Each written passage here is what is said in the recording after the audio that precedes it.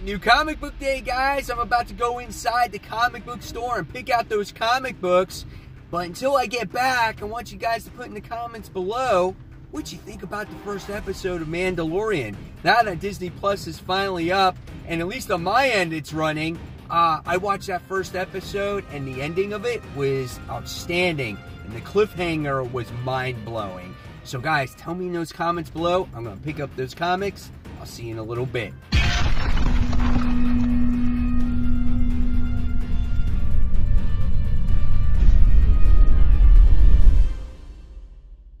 Hey comic book fans, welcome back to Comic Book Corner 2.0. And fans, you're back with me, Mike Spider Slayer, getting ready to bring you Spider Slayer's comic book haul. This is episode 399. That's right, fans, only one away from the big 400th comic book haul. So hopefully you guys can tune in next week for that one. Here's my special guest, Olaf. Say hello, Olaf. Yeah, doesn't have that much to say. So, anyway, at any time, guys, if you like this video, give it a thumbs up, subscribe to the channel. Don't forget to hit the bell so you don't miss that content from me. All right, so here we go. The books I picked up at the comic book store are in the mysterious black bag. What's inside? You soon should find out. So here we go. There we go. All right, Olaf, move out of the way. All right, so he's gone. And now, first thing we're going to show off is free previews, Marvel Spotlight stuff. So we got this from the comic book shop today. I guess it gives you a previews of some of that Marvel X stuff that's going on. We have Star Wars issue 1 that's coming out, which should be a lot of fun. That takes place between, was it Star Wars and Empire Strikes Back and Return of the Jedi. So you get to see a little preview of that particular book. We got Conan, the Serpent War. So there's a lot of stuff that's getting ready to come out very soon for Marvel that maybe you guys are excited about. So yeah, cool stuff there. So check it out at your local shop if you get a chance to. All right, so the first book we're going to talk about today is The Batman's Grave, issue 2 of 12. This was a phenomenal read, the first issue. I love the detective work that Bruce is going through in this particular series, and it feels nostalgic but modern at the same time. The interior artwork inside is actually really good. So check out that like dark and gritty artwork there. That looks really cool, and good facial expressions in there. Keep opening up those stupid Snicker commercials and this other crap that they are in there. So we have this as well. So great Batman action in there. And I'm curious, are you guys going to check out this Far Sector book? I don't know. I don't know if I am. So here's some more of that artwork. So yeah, Batman's Grave. This is issue 2. Check this one out. It's a good one. Next from DC, this is considered Black Label from Joe Hill Presents, right? Hill House. But it's not the Black Label like that I'm used to, the quality covers and stuff like that. But still, this is the Dollhouse family. This one looks quite interesting as a young girl gets a dollhouse from her dying aunt. And I guess there's shit alive in this dollhouse, and I don't know, and she gets sucked into it somehow. So here's some of the interior artwork. I don't know what that has to do with the dollhouse, but here's the way it looks. This looks a little bit more fitting for the story. So I'm curious to see, like, what is this about? Like, you know, is different rooms mean different stories? Like, I don't know, man. Hopefully it's creepy and it's a little bit scary, and I'm going to want to check out the second issue. So this is the Dollhouse family. This is issue 1. All right, next. Tales from the Dark Multiverse continues to be pretty good if you read these stories, because this is like an alternate version. You know, if something goes very wrong, you know, when it comes to these stories, like last one we had the death of Superman. So with Lois Lane, she wound up becoming like Eradicator Superman and destroying everything, you know, and she wanted vengeance for her husband's death. In this one, I think, I don't know, we get something that happens in between the light and the dark. I don't know. but here's some of the interior artwork in here. If you read Blackest Night, you're going to probably want to pick this one up. I think this one can be really good. Looks like Sinestro's involved in this whole thing. So yeah, I'm looking forward to this one. I loved Blackest Night, one of my favorite stories of all time. If you're a fan of comics and if you haven't read it, I definitely suggest you go out and read that story and then read this, because I don't think you'll really understand what happens if you don't read the original Blackest Night story. All right, next book this week is from Marvel, and this is Fallen Angels issue 1. This is my least anticipated X-Men book from this whole thing. When I originally looked at all these books, I'm like, I don't know if this one's gonna, you know, interest me, but we'll see what happens. We're gonna see how it's connected. Check out this artwork though. The artwork looks really nice in here.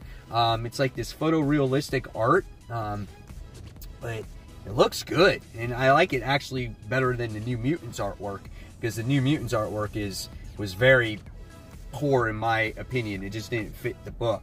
So, I don't know. We'll see what happens with this one. We got Mr. Sinister in here. So, this could be a much more intriguing story than New Mutants and maybe Excalibur. So, X-Force was awesome, though. I really like that one. So, there you have it. There's Fallen Angels. This is issue 1. All right. Next, we're going to get Year of the Villain, Darkseid and the Justice League Odyssey, issue 15. DC is doing these covers where, you know, you see on one side on the front, and then when you open it up, oh, there's the villain and there's dead people on the ground. So they're alive one minute, the next minute they're dead.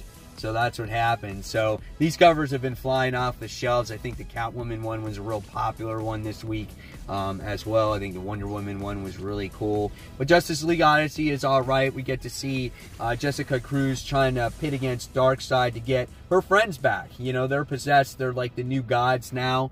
And this story's been okay. It's declined a little bit since Jessica Cruz's death. But I'm curious to see how she rescues her friends and how she kind of, you know, wins against Darkseid. So, yeah, this could be good. So, Justice League Odyssey, issue 15. Next, really curious about this book. This is The Wedding of Spider-Man and Black Cat. This is the Black Cat Annual. This is issue 1, J. Scott Campbell cover. Really cool cover as you get to see them getting married, and Spider-Man's like, wait, what? Like, what's happening here? And you get to see all the villains in the background, so that's really cool. But I want to know, like, what is this, an alternate story? Are they being possessed? Like, is it just a ploy? Are they just teaming up with each other to, you know, to do a case? Like, yeah, is it just for a cover? You know what I'm saying? Hopefully it's not. I don't know. We'll see. But yeah, this is the annual. This is issue 1. It could be just a cover. So that's that. All right, next we have Guardians of the Galaxy issue 11. This is the penultimate issue of the series. Donny Cates will be exiting this series at issue 12, and then Al Ewing will be taking it over. What's going to happen to Rocket? Is he actually going to die, or is he going to recover from his injuries and whatnot? This has been a series has been really a lot of fun. However, it is a quick read, but it is very action heavy, and I loved it. I loved this run. I just love Donny Cates' writing, and yeah, I'm curious to see how this run is actually going to end and how the story continues when Al Ewing does take it over. But check out all those cool action panels in there. So again, really a lot of fun. Grab your popcorn, get ready to read some Guardians of the Galaxy issue 11. All right, next, new number 1 this week from Marvel Comics. This is Morbius the Living Vampire. This is issue 1. I did a preview of this book, and the preview actually kind of sold me on this. I was kind of, you know, this one's number 7 on my most anticipated. I don't know if I'm going to like it, but the preview was done really well, and it made it for a very horrific looking book. And it kept Morbius very mysterious from the beginning. So it's like, man, I wonder how scary it's going to be. So to show you a really good glance at this artwork here, I'm going to show you right here. This is the way Morbius looks. That's intense right there, man. This looks like it could be a scary, gruesome book. I'm looking forward to it. This could be the under the radar book of the week. So this is Morbius the Living Vampire. This is issue 1. All right, next we have X-Men issue 2. So it looks like we're going to get some battle going on in this particular issue going forward here now. We got everything was like hunky-dory in the first issue, where you get to see the summer house, you get to see how everyone shares rooms, and yeah, that's kind of how it went. So we'll see what the real plot is here going forward, and we got to see what happened in X-Force. So does this book tie into everything? I don't know, or is this a separate story that goes on? That's what I'm very confused about when it comes to these X titles. Like, how do they interlock with each other? Okay, so there's some more diagrams and white pages when it comes to this, and yeah, and here's some more artwork here too, in case you guys, you know, are undecisive. There's more. Last time there was like black, like Mr. Negative female. Now there's the white person there, so I don't know what's happening there, but we'll see. X-Men issue 2. Independent book this week, couple of them here. We got Trees, Three Fates. This is issue 3. We're still trying to find out this, there's this mysterious trees that land on the ground that committed a murder, and we're trying to figure out this case of why this guy died next to this tree, and it looks like it was all a setup.